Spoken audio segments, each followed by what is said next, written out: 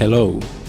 I titled this video on purpose why I don't believe in evolution in this way, because I don't think I can disprove the whole theory of evolution with just one video. However, it's true, I don't believe in evolution. I don't think it's scientific. I certainly don't think it's in any way conclusive.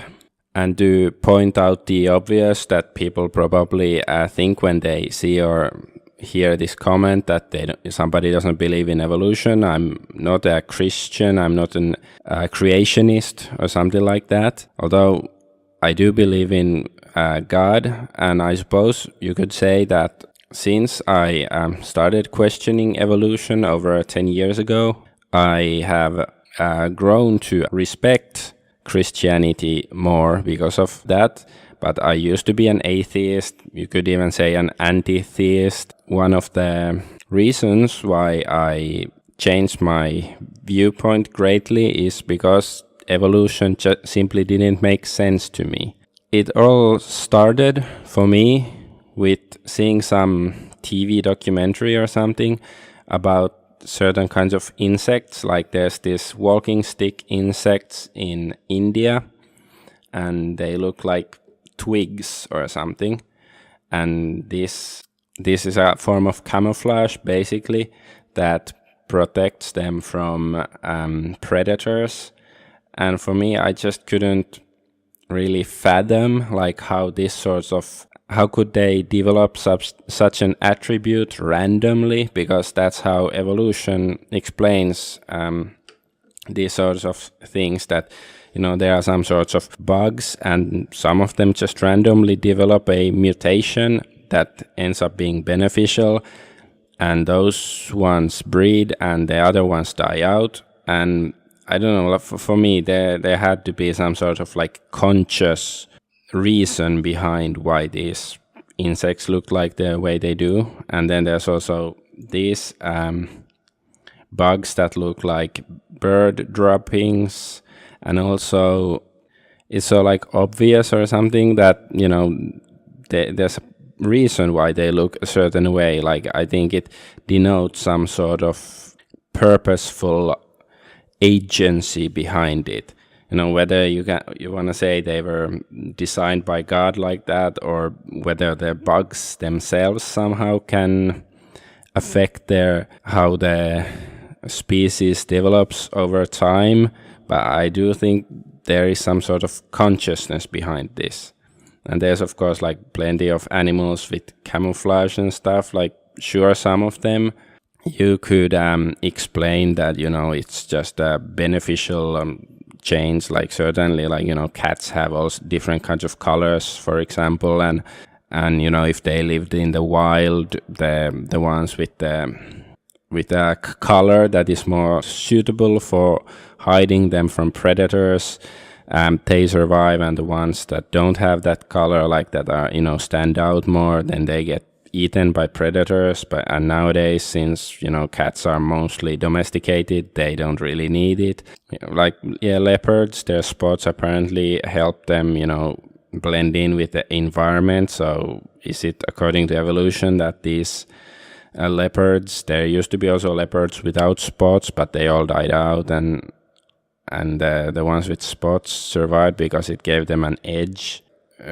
It could be, but I'm not convinced it's the correct explanation. Rabbits and Arctic foxes, they have like they change their fur color to match the season to protect them, so they're harder to see and stuff. I wouldn't say it's just because of random mutations. But to point out the obvious, I do believe in microevolution, not in macroevolution. Microevolution is simply the idea that animals inherit some sort of traits from their parents. And if you have let's say you have some pack of dogs or a tribe of dogs, and they look more or less the same, but then you separate them to like two different islands and set them let them be there for like thousands of years. Then after thousands of years, the dogs will probably on one island will look very different from dogs on the other island because of microevolution. Like, I can agree with that. However, I don't see any reason or proper evidence of macroevolution, which is the claim that species can turn into other species. I don't think those dogs would ever turn into birds or frogs or something. Just doesn't make any sense. Like, no matter how much time you give, like, unless there's some Dr. Moreau doing experiments on them or something, I don't see it happening. And yeah, I've been like meaning to do this video for like a couple of months at least.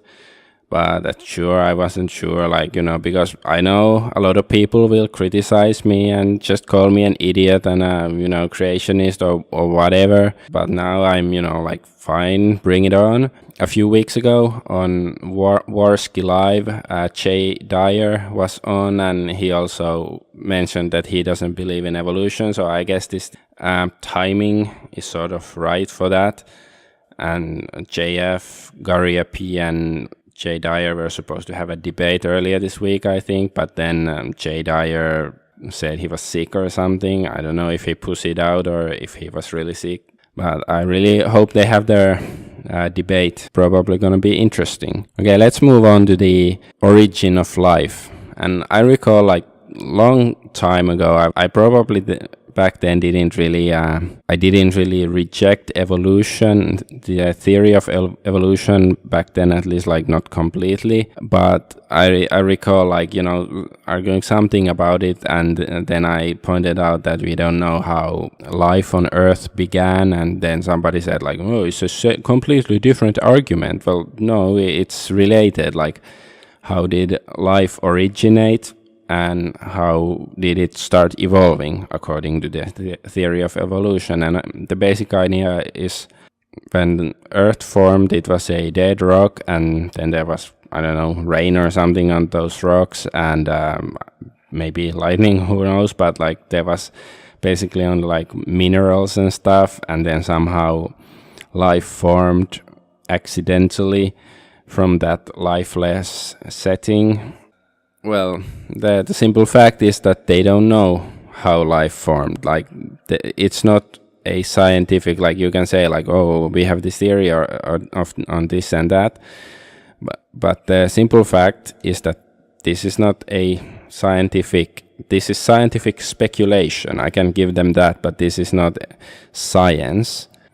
Since science is based on empirical observation, and they certainly have not observed how life began on Earth, and I don't think we can ever like really scientifically ascertain that unless we like develop a time machine or something. But yeah, I'm not seeing it ever happening that anybody can conclusively prove how life originated on Earth, like not in a scientific manner. I'm not saying you shouldn't try if you think you have the answer, but I just don't see it happening. So for questions like this, I do think it's very reasonable to have a philosophical or a religious or spiritual explanation, such as God created us. It's not a scientific explanation to say that God created us, but I do think it is somewhat, well, I think it is sort of implicit in the world, like the existence of life and the existence of the world itself and the laws of physics and how they are predictable, that there is some order in the world.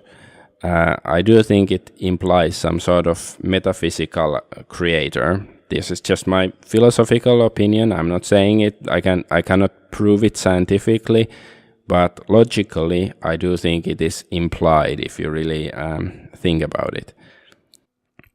Okay, here it says scientists have tried to recreate the Genesis moment to create plant life from scratch. So far, nobody has managed it, but we have come a long way. Today, many of the scientists studying the origin of life are confident that they are on the right track, and they have the experiments to back up their confidence. Well, I don't have their confidence, and They haven't been able to recreate life from inorganic materials, and even if they were, it would not disprove the existence of a creator, since if these scientists manage to do it with just inorganic materials, they are the creator of this new life form or whatever they are creating. It just baffles me. Are they not aware of it, or are they really like they want to become like God or something? But anyway, getting back to the J. Dyer discussion on Warski Live, he said something like evolution is actually an older pagan idea. I think he mentioned something about ancient Greece, and I've heard this claim before, mainly from like Christians, like J. Dyer is. And I'm not sure what the origin is of this claim, so I cannot really say much about it, but it does sort of make sense to me, because like there was some time when I was interested in, let's say, more new agey ideas. Like I didn't consider myself a new ager, and I wouldn't call myself that. I used to be one, certainly, but certainly like sort of like these mystical occult ideas. And back then, like, I was interested in like, consciousness, and there's a consciousness in the universe. And in that context, evolution made sense, because I had problems, like I noted with these camouflage animals, that I think there is some sort of consciousness guiding them. In these occult ideas, it makes sense that, okay, there is some sort of, spiritual consciousness in the universe that is directing evolution itself, that, it differs from the conventional idea of evolution, where, everything is just basically random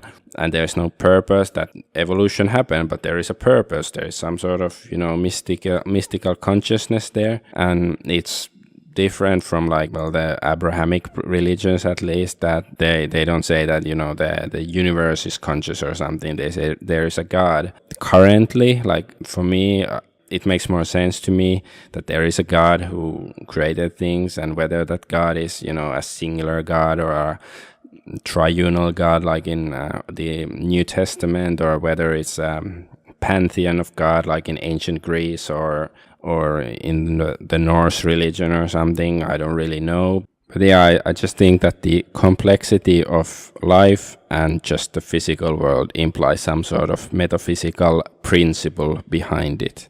And yeah, also to mention the old idea, the criticism of evolution, that creating life from nothing or something is like a tornado in a junkyard creating a jumbo jet, randomness thing. It doesn't really explain anything, because I do think there is purpose in life, and it doesn't explain human consciousness or anything like that. But okay, let's just move on. And also to point out this, like, humans are fairly often, well, humans and animals are often referred to as biological robots or biological machines or something, like, Stephen Hawking, this, supposed brilliant scientist, said it. And humans, biological machines. Christians obviously believe that human being is much more than a biological machine, but we are nevertheless biological machines. From New Scientist, does science undermine human rights? The way we define humanity can affect how we feel about human rights, especially when we see ourselves as biological machines. If we are biological machines, what does it imply? It implies a creator. Since all machines have been created, they haven't randomly popped up because of a tornado in a junkyard. Philosophically speaking, or logically speaking, I cannot explain the existence of life and all of this without some sort of creator, whatever that creator may be. Like, I'm sort of an agnostic when it comes to that, what the creator actually is, but I do think that there is some sort of creator, like some metaphysical creator. Okay, so let's get down to evolution. So how does evolution occur? So this page is about Darwin's theory of natural selection has been divided into 5 parts to explain clearly how evolution happens in nature. So 1, organisms produce more offspring than actually survive. Yeah, because then they will die. Okay, no qualms with that really. 2, every organism must struggle to survive. Well, I don't know, it's sort of a tautology or something. There is variation within a species. Well, yes, it's obvious. Like, not all zebras look the same. Like there is, or not all people look the same. But this is the part that intrigued me the most. For some variations allow members of a species to survive and reproduce better than others. If an organism has a trait that helps it survive or reproduce, it is more likely to survive and be able to reproduce. A faster cheetah is more likely to catch a gazelle and survive. A faster gazelle is more likely to escape the cheetah and survive. And blah blah blah. And I agree. However, this basically only explains microevolution, not macroevolution. It doesn't explain how the cheetah might evolve million years into some sort of space-faring bird or something. It doesn't make any sense. 5 organisms that survive and reproduce pass their traits to their offspring and help traits gradually appear in more and more of the population. Like, sure, no argument there, but once again, it doesn't explain how they develop new traits. Like, for example, according to the conventional theory on life, that there were like bacteria or amoebas or whatever, microbes or something in the primordial ooze, and then they gradually evolved into fish, and then those fish evolved into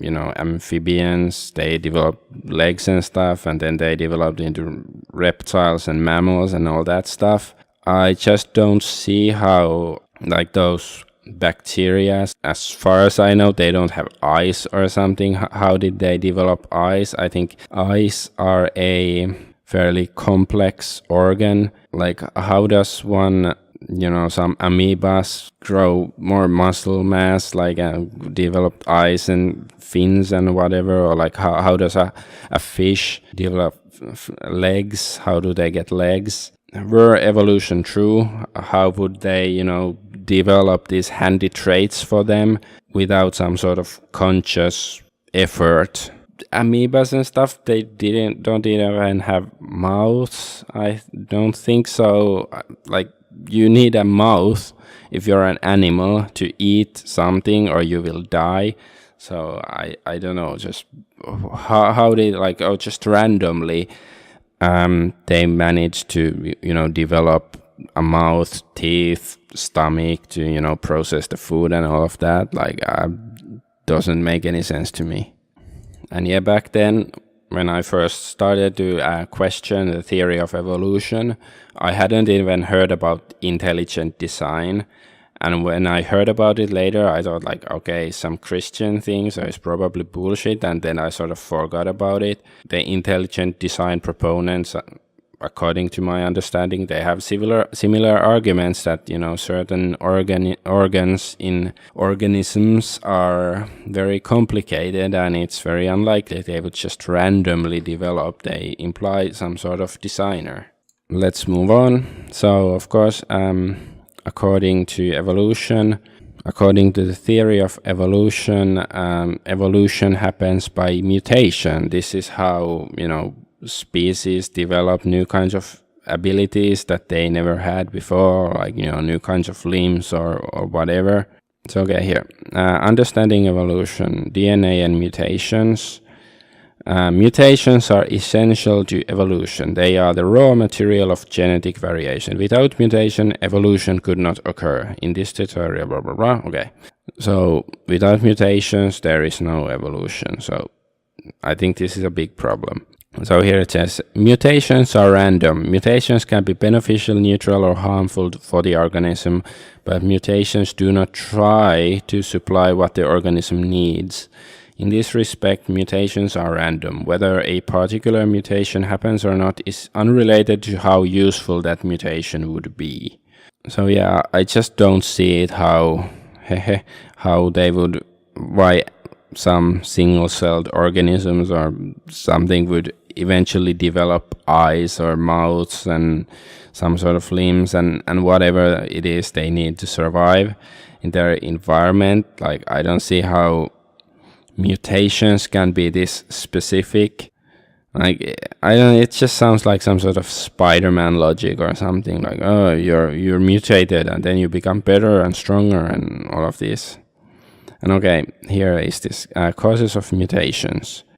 So the causes of mutations have several reasons. One, DNA fails to copy accurately. Most of the mutations that we think matter to evolution are naturally occurring. For example, when a cell divides, it makes a copy of its DNA, and sometimes the copy is not quite perfect. The small difference from the original DNA sequence is a mutation. So yeah, I just don't see this explaining fish developing limbs or amoebas developing eyes and all of that, or bacteria, whatever you call those fucking, slimy things, small slimy things that allegedly were the first form of life. The second explanation is external influences can create mutations. Mutations can also be caused by exposure to specific chemicals or radiation. These agents cause the DNA to break down. This is not necessarily unnatural. Even in most isolated and pristine environments, DNA breaks down. Nevertheless, when the cell repairs the DNA, it might not do a perfect job of the repair, so the cell would end up with DNA slightly different than the original DNA, and hence a mutation.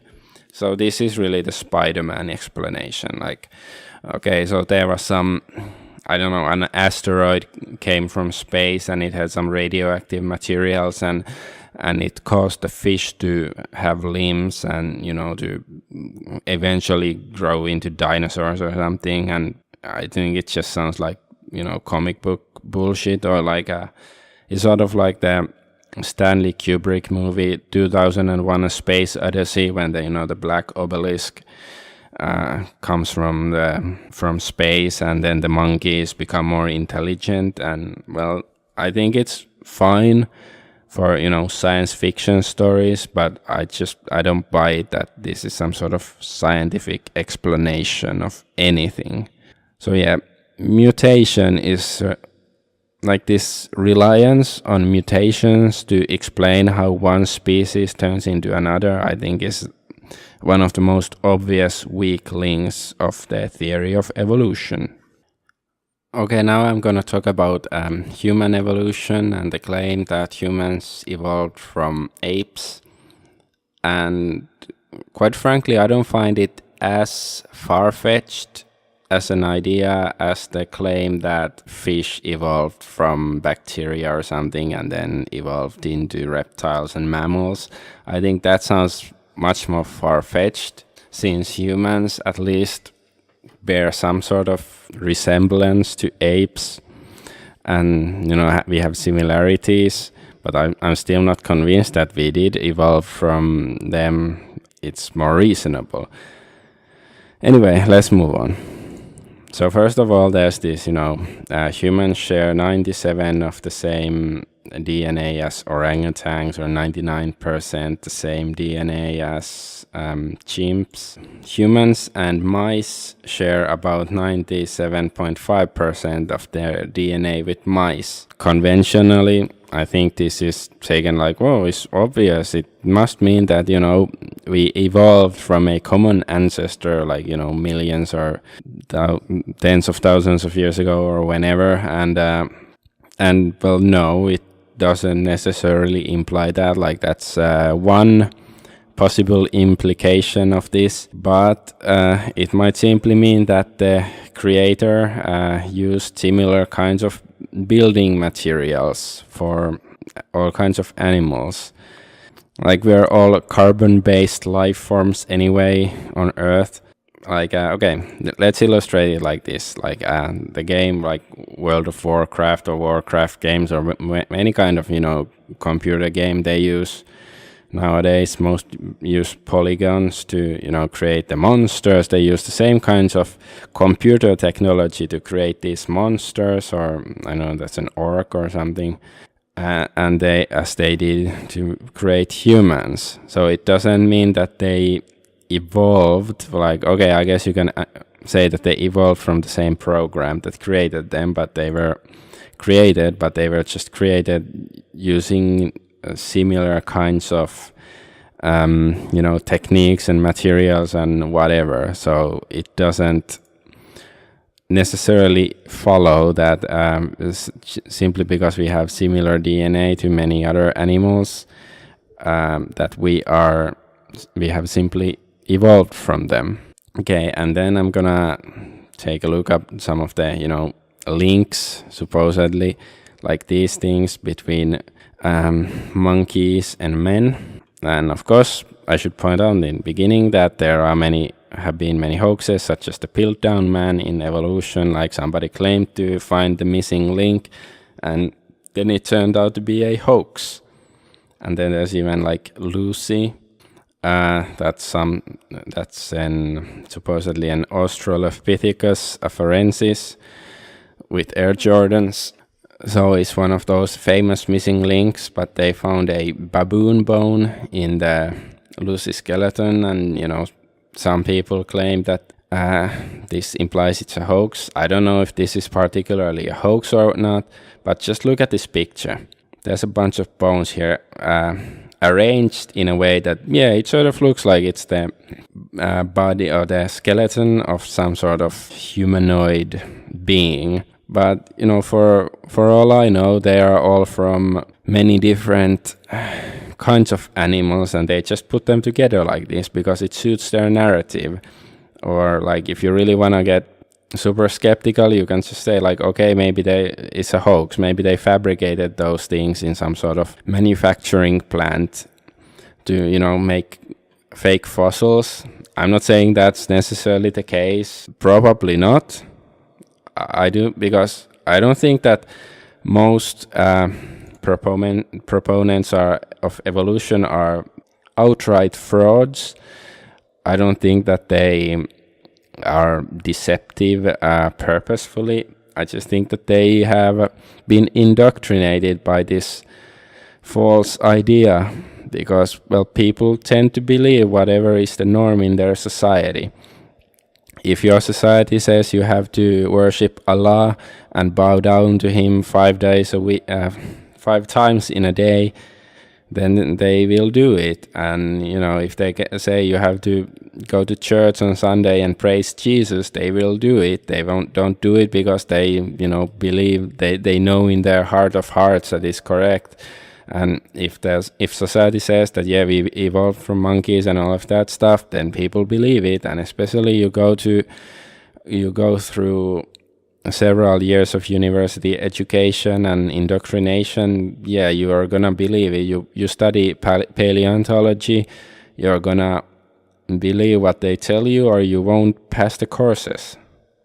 It's as simple as that. It's people have built careers around this stuff. Like even if they were confronted with evidence to the contrary that disproves some of their most deeply held beliefs, they would reject it simply because it would make them personally feel very uncomfortable, and also it would endanger their monetary gains and their career and all of that stuff. It's very simple. So okay, this is overview of hominin evolution. I thought it was hominid, or maybe I'm just confusing it with the game Alien Hominid, whatever they're called, homo, faggot, whatever.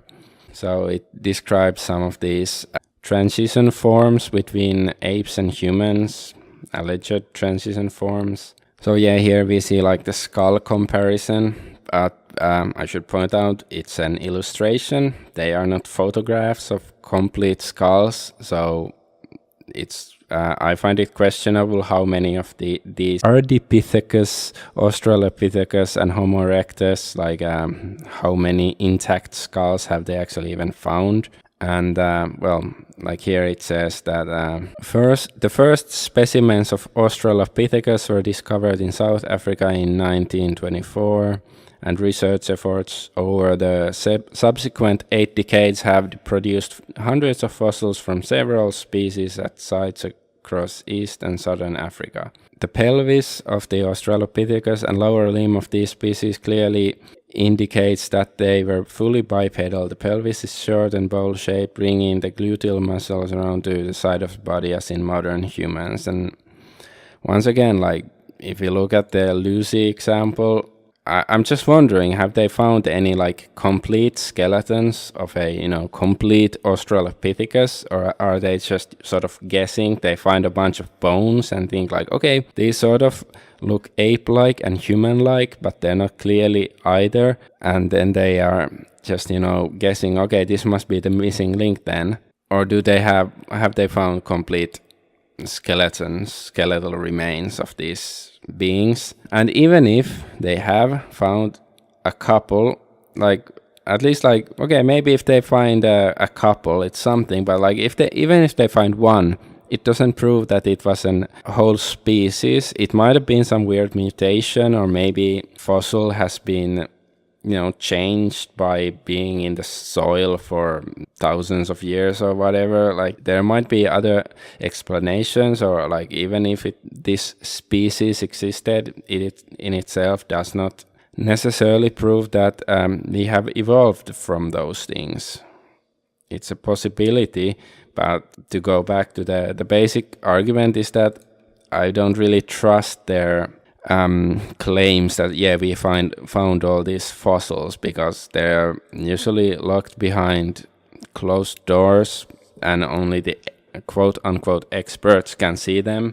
And usually, like you read information on the internet about these things or wherever, they just say like, oh, the Australopithecus or the Homo habilis or Homo erectus, they were this and that, and they lived in these regions and they lived like this. They have all of this, information how they supposedly were, but they don't usually spend much time describing the primary sources, which would be the fossils that have, like, how much fossils do they have, how reliable they are, and all of that. Okay, and then it mentions here about Homo habilis and Homo erectus, and I'm gonna look at some of the details of Homo habilis and Homo erectus. I don't wanna look through all of it because it's just gonna take too long and stuff. But anyway, like here is Homo habilis.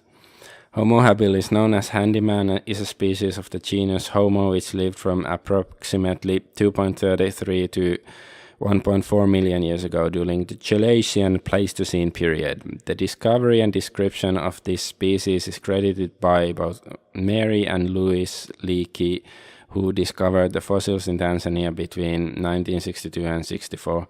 Homo habilis was believed to be the earliest known species of the genus Homo until 2010, blah, blah, blah. So, okay, there's these two people, Mary and Louis Leakey. That's the point. So, yeah, here it says that Louis Leakey, he grew up in British East Africa, which is now Kenya, and he was born there, and he was son of Christian missionaries, and then he married some other woman, Frida Leakey Korongo, and then I guess he divorced her and married Mary. So I guess this is the thing that made them famous. They found this jawbone or something, and this skull, and I don't know, like, do they really fit together? I think that jawbone looks a bit bigger than the skull or something. It looks like it's different animals or whatever. And okay, and of course it's not even a skull, it's a replica of the skull, Ninja Zorombus, whatever, the Nutcracker Man. Does the original even exist anymore? Like, how do we know that, it wasn't a replica to begin with? See, it's the same picture, it's a replica, it's not even the real thing, if it even ever existed. Okay, and Mary Leakey found like some footprints of early hominids. Okay, here they're hominids. I don't know, whatever. No, not hominins. She found them in Tanzania in the 70s, and it was apparently a big thing. And yeah, then she found this skull. Okay, I found this description interesting. Mary Leakey originated many of the methods paleoanthropologists use today. She was the more systematic and logical member of the pair. The intuitive Louis would pick a side on a hunch, and she would follow through with a meticulous search, often while he was away abroad raising money. The Patreon shekels of the day. Although Louis was often credited with their discoveries in the popular press and is the one often pictured with their skulls, he never actually found a skull himself. But she later said that if both of them had been the same sort of person, they would never have accomplished so much. I don't know, I just get the impression that maybe Louis, the guy, he was some sort of like useful idiot, or he was good at marketing, and maybe, like, who knows, maybe Mary even faked these findings. You know, extraordinary claims require extraordinary evidence, and you're not supposed to, it's not scientific to just accept somebody's claims for it. Like, you have to go through it meticulously, and it's not an argument either to say, well, the expert paleoanthropologists have done it, you know, they have PhDs and stuff. Well, no, I don't trust their expertise. Like, they have to, you know, show me the bones and all of these fossils that, you know, they actually found these various species and not just a bunch of bones that they chose to interpret in a certain manner. Here is Mary Leakey's Wikipedia page. Oh, so yeah, here it describes the finding of this thing. One morning of 17 July 1959, Louis felt ill at Olduvai Estate at camp while Mary went out to the field. At some point she noticed a piece of bone that seemed to be part of a skull with a hominid look. After dusting the topsoil away, she found 2 large teeth in the curve of a jaw, and she drove back to the camp explaining, "I've got him." So I don't know, I just think it's like, okay, Louis felt ill, like maybe she, you know, put something in his tea so she could like go and, you know, make this find that she had planted before or something. Like, I don't know, I just don't buy any of this stuff really. Like, yeah, I'm just speculating here, but I don't know, finding a bunch of bones doesn't prove much. And once again, there have been many hoaxes in evolution or paleontology. Okay, this is Homo habilis. This species had a short face with relatively little to no prognathism, whatever that is, a very wide parabolic dental arch, relatively deep palate, reduced canines, and a relatively small elongated narrow molars when compared to Australopiths. Homo habilis crania is relatively more rounded than the crania Australopithecus, with a rising forehead and rounded occipital. The habilis retains a small body size and cranial capacity, making H. habilis the first hominin with a relative and absolute brain size expanded beyond the known ape range. Yeah, it's just, oh, they know all of this stuff about them, and there's like few specimens. Okay, there's like some teeth here. Yeah, that's clearly a separate species or something. It's not like a, what is it? Is it? And there's some face of a skull or something, and there's a hand or something, and a jawbone, and another face, or it's the same? No, it's not. I guess it's not quite the same, and I don't know, I think this looks like a replica or something. So I don't think that this proves that this species ever existed. These probably aren't the only fossils of Homo habilis out there, but like based on these few pictures, I'm supposed to believe that this species existed. I don't know, like it's not scientific to just take their word for it. Okay, and here's Homo erectus. So this is some artist's reconstruction, how they looked like, and were they made by George Lucas? It sort of reminds me of Jar Jar Binks. So they were discovered in 1891. Eugene Dubois, a Dutch surgeon, found the first Homo erectus individual, Trinil 2, in Indonesia in 1891. Blah, blah, blah, blah, blah, blah. So, okay, what was his discovery? This is Trinil 2. So it's like the top of some skull. Yeah, so this proves that this species existed, and it proves that we evolved from them, over thousands of years or something. Really? Like, of course, this is probably isn't the only Homo erectus fossil out there, but like, is this supposed to prove anything? Like, come on, people. Like, if if you think, oh, we're just stupid, you don't understand evolution, go read a book, you fucking cleaters, go read your Bible, yeah, or something like that. Well, come on. Is this scientific proof of anything? Oh yeah, and I remembered, but going back to Louis and Mary Leakey, somewhere it also said that they were like basically behind. Yeah, here. When added to the prior work of Raymond Dart and Robert Broom, convinced most paleoanthropologists that humans originally evolved in Africa. And the out of Africa theory, I think it has been refuted already. It suited their narrative, so they stuck to it. That's basically it. So Homo erectus again. Homo erectus, extinct species of the human genus, perhaps an ancestor of modern humans, Homo sapiens. Homo erectus is most likely originated in Africa, though Eurasia cannot be ruled out. Regardless of where it first evolved, the species seems to have dispersed quickly and starting about 1.9 million years ago, near the middle of the Pleistocene epoch, moving through the African tropics, Europe, South Asia, and Southeast Asia. This history has been recorded directly, if imprecisely, by many sites that have yielded fossil remains of Homo erectus. At other localities, broken animal bones and stone tools have indicated the presence of the species, though there are no traces of the people themselves. It only makes sense if you already accept their narrative. But like, okay, there's animal bones and tools, therefore it must be Homo erectus, or maybe there were just human beings there, some, cavemen. Come on. Well, how is this science? And here it says, like, here's the link to fossil remains of Homo erectus. Okay, let's see what they have. Oh, it's behind a paywall. Okay, there's a free trial and stuff.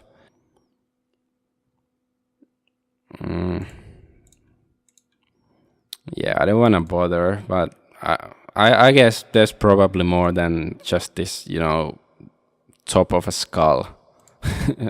I'm gonna give them that. They probably have more evidence of Homo erectus, but hey, if tools and broken animal bones are evidence good enough for them, I'm not holding my breath that this is like something conclusive, like actual intact skeletons that prove like, yeah, this was a separate species. And yeah, there's also the Peking man or Beijing man is some sort of another missing link, and apparently it's also a top of a skull. It's a bit bigger part than just this Trinil 2. Like, this is just the very top, but this is like most of where the brain would be. And look at the jaw, that's clearly some sort of replica. And yeah, this is a replica itself from this skull. Am I missing something? They managed to make this bust that, okay, the guy looked like this, and does he have boobs? I think it's a man. Or like this forensic facial reconstruction of Homo erectus pekinensis. Did they manage to do it from this? Am I just dumb and I don't get it? And yeah, the present status. The fossils of Peking man were stored at the Union Medical College in Peking. Eyewitness accounts state that in 1941, while Beijing was under Japanese occupation, but just before the outbreak of hostilities between Japan and the Allied forces during the Second World War, the fossils were packed into 2 large crates and loaded onto a U.S. Marine vehicle bound for the port of Jinghuangdao in northern China, close to the Marine base at Camp Holcomb. From there they were to be sent by ship to the American Museum of Natural History in New York, but the fossils vanished en route. Oh, boo-hoo. Various attempts have been made to locate the fossils, but so far without success. In 1972, U.S. financier Christopher Janus offered a $5,000 reward for the missing skulls. One woman contacted him asking for $500,000, but she subsequently vanished. So, okay, there are rumors that they were taken to some Japanese ship or American ship that sunk, but 4 of the teeth, however, are still in possession of the Paleontological Museum in Uppsala University in Sweden. But yeah, how convenient, their bones disappeared. Like, I just don't see how it didn't occur to me to, try to figure out more deeper, like all of these missing links that they have found allegedly. But like when you look into it, like it's like, come on, is this conclusive evidence of anything? Like, sure, you can say that this is evidence of something. It might support their argument, but to say that this is conclusive proof of anything, going back to the Worski lie with Jay Dyer, and when Jay Dyer said that he doesn't believe in evolution, then Worski just lost it and he started laughing like, oh, come on, you don't believe in evolution, how can you be like that? And well, he clearly hasn't. He just learned it at school and enforced by the media and his peers and culture in general. This is not science. I don't disbelieve in the theory of evolution of any religious reasons. I disbelieve in it because it doesn't seem very scientific to me. But still, like, let's just say our whole culture believes it nowadays, and it's ridiculous. All right, in conclusion, I should point out that I suppose I am sort of an advocate of a more like a traditional or a conservative worldview. I certainly haven't been like this always. I've changed my worldview in, let's say, last few years. And I think one of the main points of being some sort of, traditionalist or something is to reject scientism. Not science, but scientism. Science is a tool. It's simply empirical observation, seeing, patterns and testing them and see what works. And there's plenty of, reasonable science out there in modern world, certainly, like skyscrapers and the internet and airplanes and whatever, like certainly they are evidence that we do have a good grasp of science in certain avenues, but others not so much, such as evolution. And also, once you are like a traditionalist, you should care more about your values or your people, your race or religion or whatever, instead of trying to adhere to this scientism view that, oh, as long as science says this, so we should follow it. But science is a tool. It's supposed to be morally neutral. Well, I see the argument fairly often that Africans have such a low IQ compared to us Europeans, so that's why they shouldn't immigrate to Europe or America or whatever. Well, I'm against mass immigration of Africans coming to the West, certainly. However, I find this IQ argument to be very pseudoscientific, because I think a better argument is simply that they are very different. They have different language, they have different race, values, worldview, religion, whatever, than us. Their presence is a threat to our own people and our own culture and values. That's why we should reject them. Like, you can use the IQ as a supporting argument. Like, by the way, they also have low IQ, but trying to base all of your arguments in some sort of science, it's not very reasonable. It's not rational, since not every dilemma of the human existence cannot be quantified with science. Science does not have all the answers. As scary as it might sound to some people, but it's certainly true. Like, science cannot explain morality or beauty or human consciousness or the mind. Like, science can, let's say, measure, like it can help in some respects, but it cannot explain it thoroughly.